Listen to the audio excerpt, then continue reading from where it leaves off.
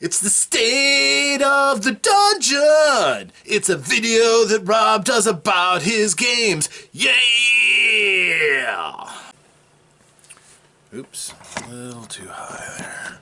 Maybe I'm slouching a little bit too much. Hello friends, I am Rob, and this is my State of the Dungeon address for the game that took place on the 3rd of March in the year 2022. The game, 5th edition Dungeons & Dragons in the Gooey Cube, Foulest of Spirirts. This was the second and a half session, second full session. The group had just gotten to the Gnarled Willow, the end of their quest that they were sent on by Boreg to go and drop off some correspondence from the Blue Veil troop off to presumably some other troop. And the way to do that was to find the secret knothole with the symbol of Jinx carved into it, and possessing the Bonduran ring that he was given, that Ventov was given to hold by Boreg. Freedom is truth, something like that. Freedom isn't truth, or truth isn't freedom, something like that. It's a very Hanatah saying. At any rate, caused the magical veil to fade around the knothole so that they could see there were messages inside of it and they could add their own to it. They also retrieved the one scroll that showed the symbol of the blue veil. Of course, this didn't come easily. At the beginning of the night, the dice were cold. As of yet, Brandel's player had not arrived. She would be late, as we knew. But everybody was rolling awfully, which presaged doom to the group. Many pleas were sent out to Brandel's player to come quickly and bring better luck. Fortunately, this did happen.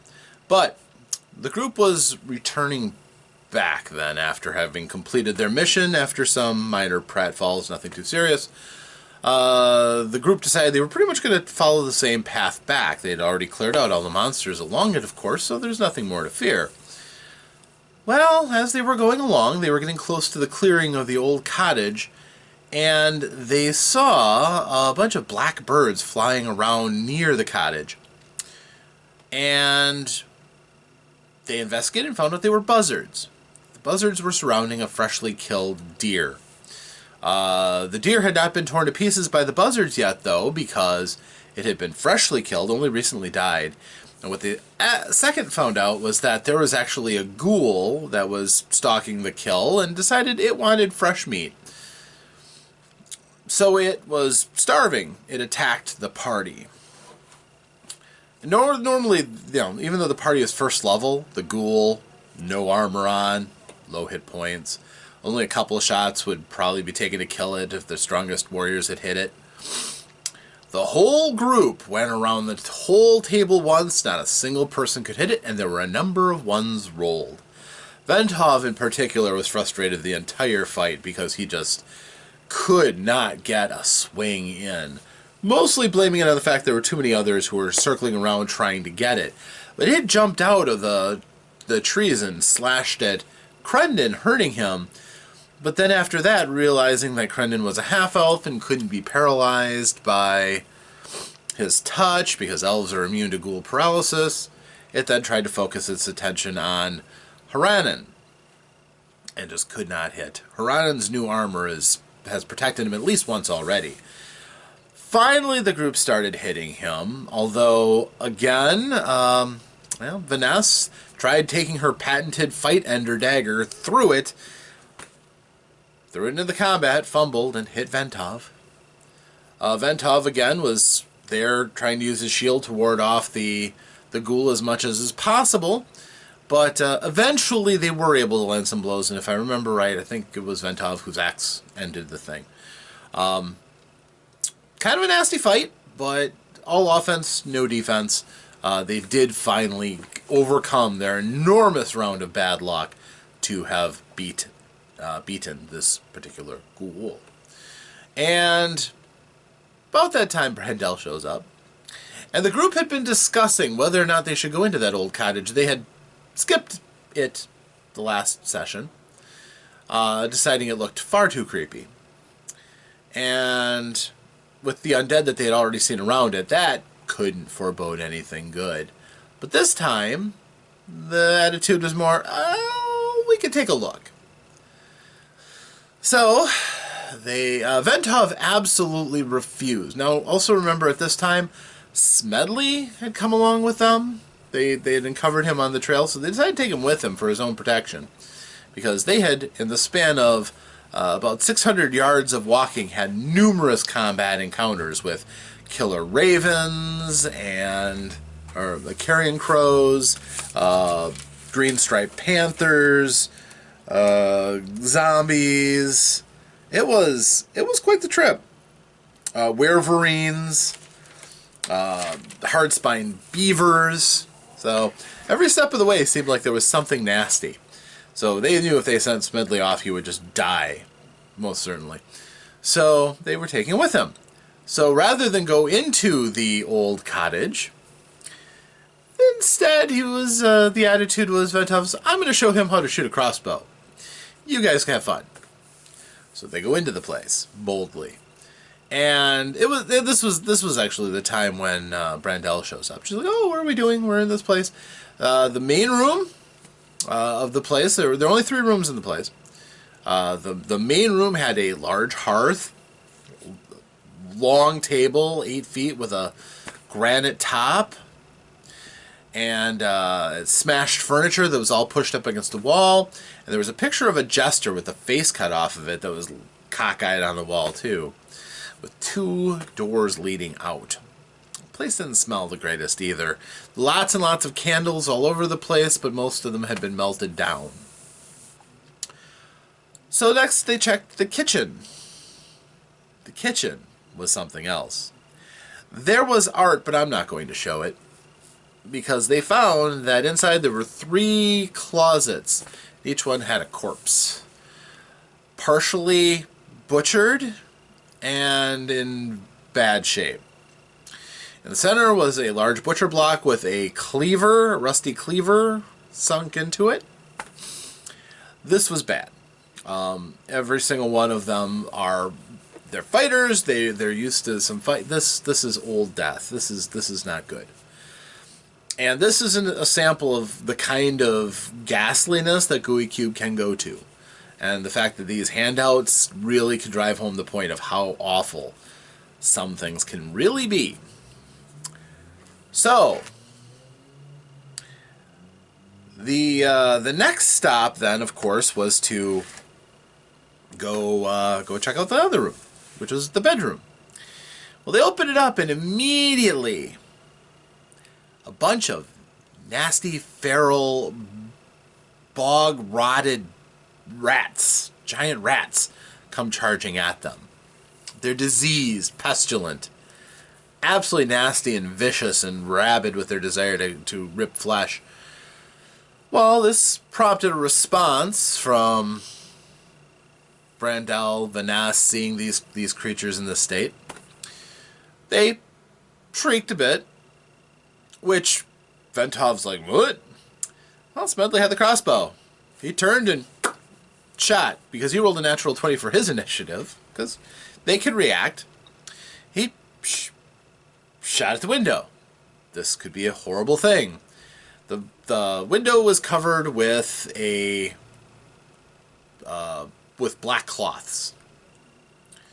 Also, because they were only covered with black cloths, the occupant inside the room he knew the group was there. He was waiting in ambush.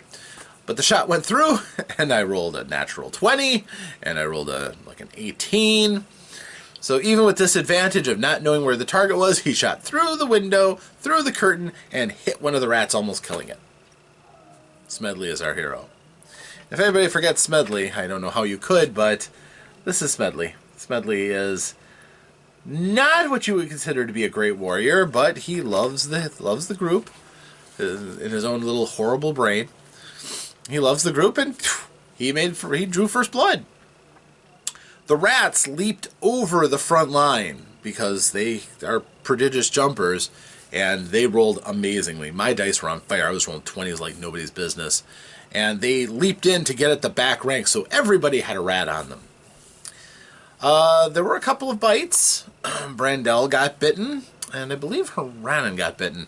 And with those bites, the disease that these things had actually turned their saliva into a pestilent, just acidic ichor that runs out of their mouths and caused even extra damage beyond their bites. So, the group started fighting, and again, Ventov wasn't in the room. The others were having some difficulties with these things, we'll just say. There were a few blows that landed, but these things aren't terribly tough. The disease has reduced them basically to bags of pus and flesh. So as they start dying, they just kind of, not quite explode, but just kind of leak out, more so. Haranen turned, ignoring the one that was biting on him because he wanted to help the people in the back row. He wanted to keep one off of Glyn, for instance. He wanted to help Brandel. He wanted to keep Vanessa clean. When he did that, he exposed his back, and the occupant of the place, the caretaker, who is a absolutely grody-looking individual, came along and tried to backstab him. I didn't roll so good. I didn't roll very good. He took a hit, but didn't do any extreme damage. Then the creature started to die. Brandel pulled out her wand of dying embers and just unleashed into the rat in front of her and just scorched and burned it from the inside out. Glyn, arrow, took out one by shooting it in the head, and its head just ripped off the body and spread its ooze all over the place. It was absolutely, this was disgusting. And eventually Ventov comes in, charges in to try to help out. Splatters a rat. That's about what happens. They just, and the old man pulls out two short swords, whips past Haranen, and starts trying to attack anybody he can get at. He thinks he can make a clean shot on. So he tries to, again, stab Haranen. And scores a blow, does some damage, but not a significant amount. He doesn't have backstabbing anymore. His initial ambush, which could have been absolutely devastating, he didn't get the most out of it. So no, he was trying to fight, but the group had him surrounded, and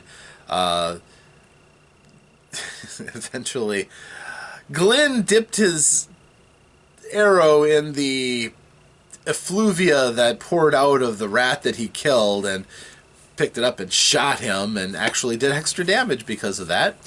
And the crazed man just yes. So they took him down pretty hard. A little bit of fire from Vanessa. I believe an attack from Brandel came through. Haranen clipped him. Yeah, he took quite a bit of damage, but eventually they put him down. And then the house was clear, but obviously, this is horrible. In the bedroom, there was a dead body in the bed, but she'd been dead. She was skeletal. Been dead for a very long time. And the room was just full of trash and poop, rat and human. But the group are adventurers. They know that treasure can often be found in places that are unsavory, and they did find a key on the madman. So underneath the bed, they found a loose flagstone moving the bed. They found a chest underneath. Also, going back to the main room, they found a few more lock boxes squirreled away, one behind the jester's picture. One just set into a panel next to the smashed armoire. They found an obsidian dagger secured up the chimney, which, nasty weapon. Absolutely vicious.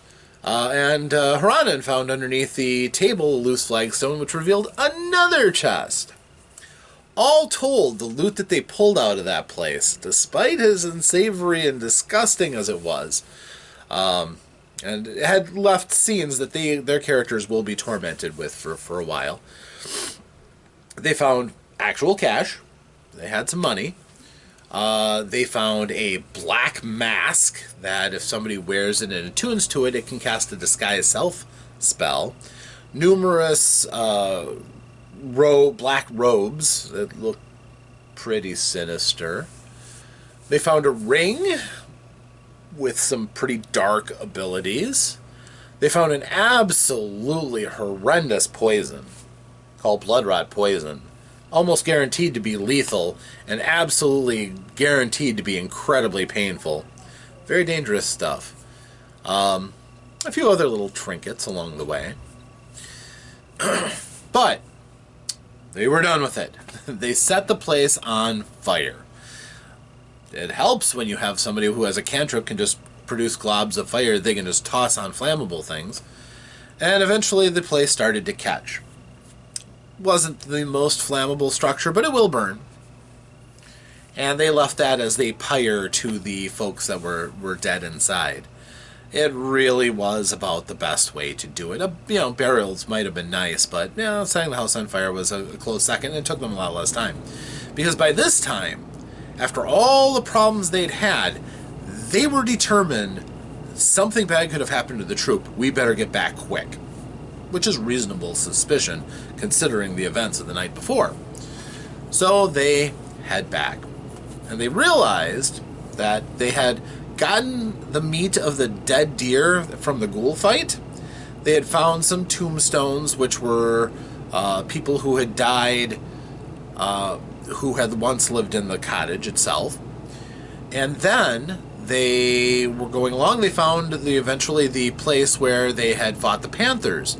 And the kill that the Panthers had made, which was more deer, more meat for the troop, which was still good. So they went and butchered that and took the pelts off of the Panthers. And as they did that, Ventov was standing watch, because that's kind of the role he set for himself. He is the guardian of the group. The voice of wisdom sometimes. And he's standing there and he sees something coming up the road. It's a pony. No rider.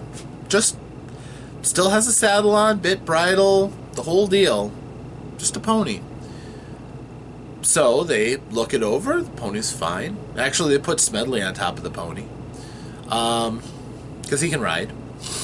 And they decide to take it back to town. So that's good. And they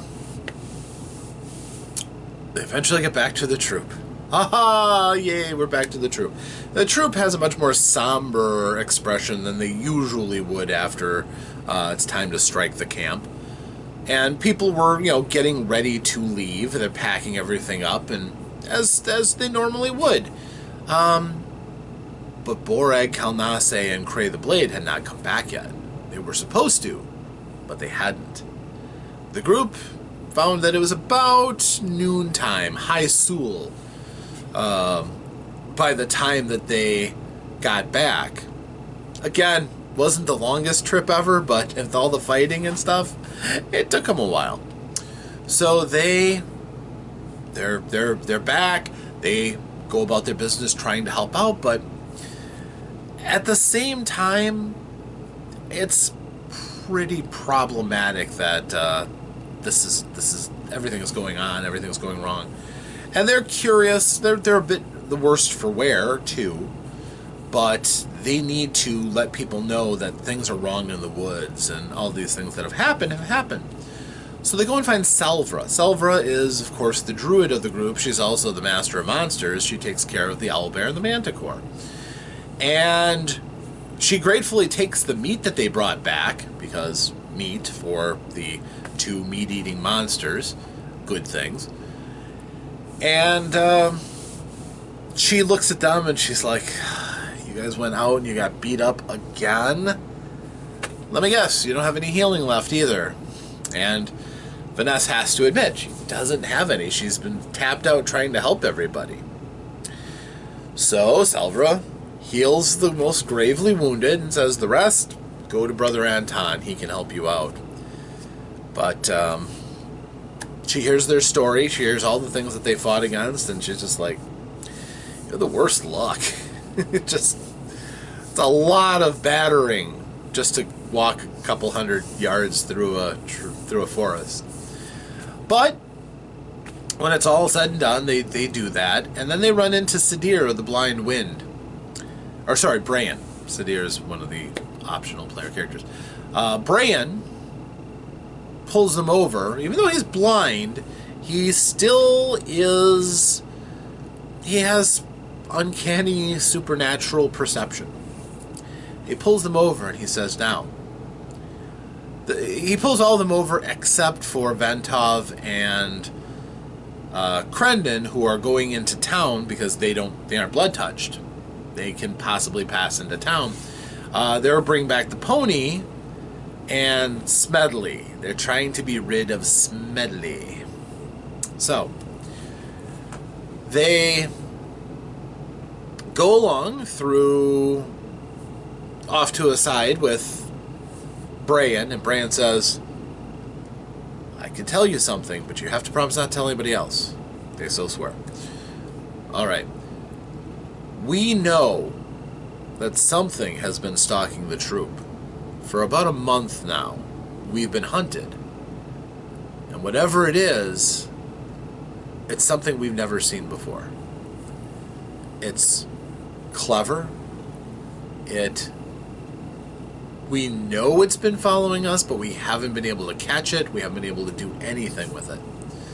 So, somebody came into camp claiming to be able to tell them more, and that's what Borag, Kalnase, and Cray the Blade left for, was to go and find out more information about this thing that's hunting all of us.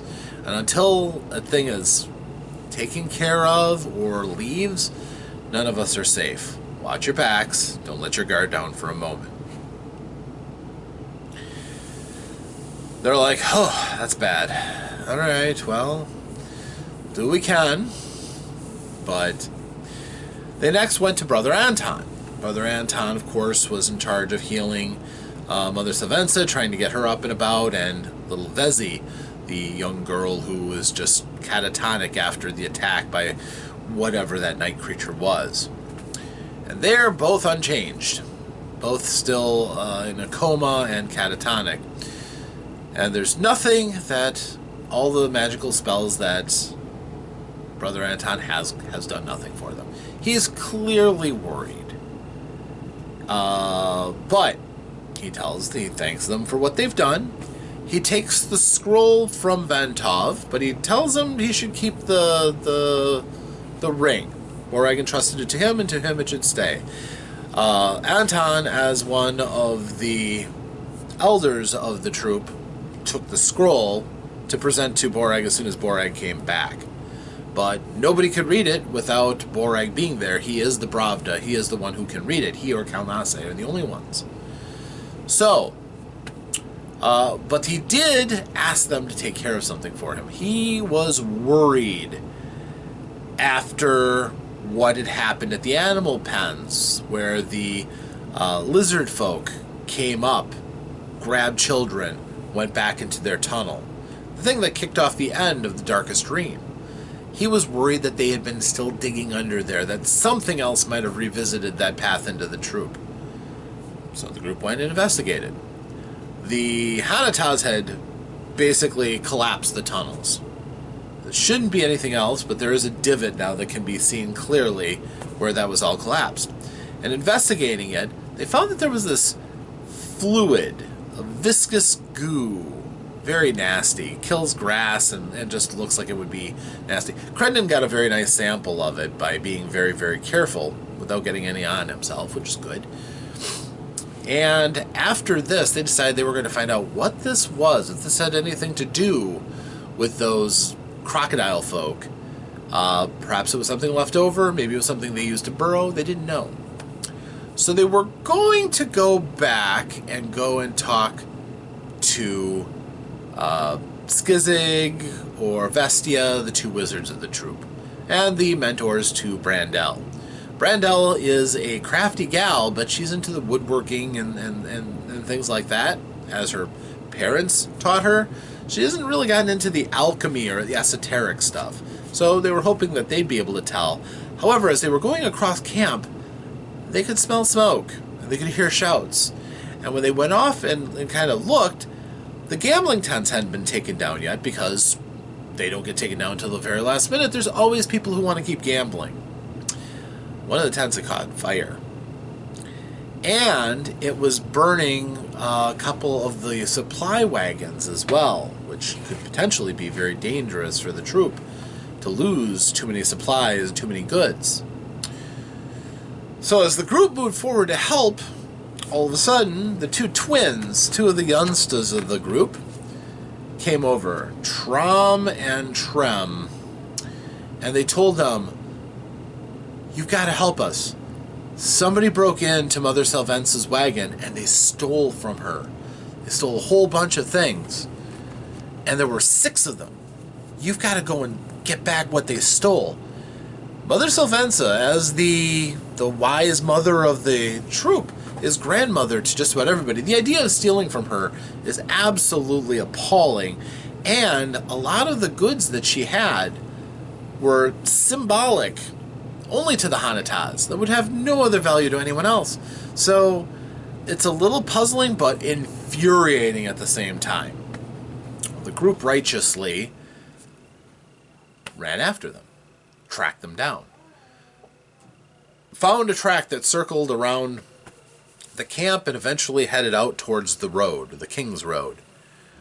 And they followed. They followed the tracks. They wanted to find the people, and they had been told that they were, among their number, the 3 men that they had fought at the archery range.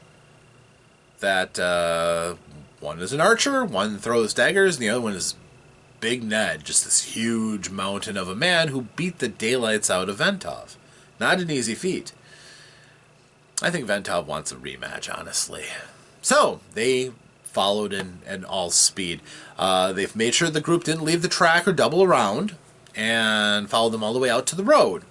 Now, the road isn't what it used to be in its glory. It was stones covered it. It was paved. It was very smooth for carts and wagons and foot travel alike.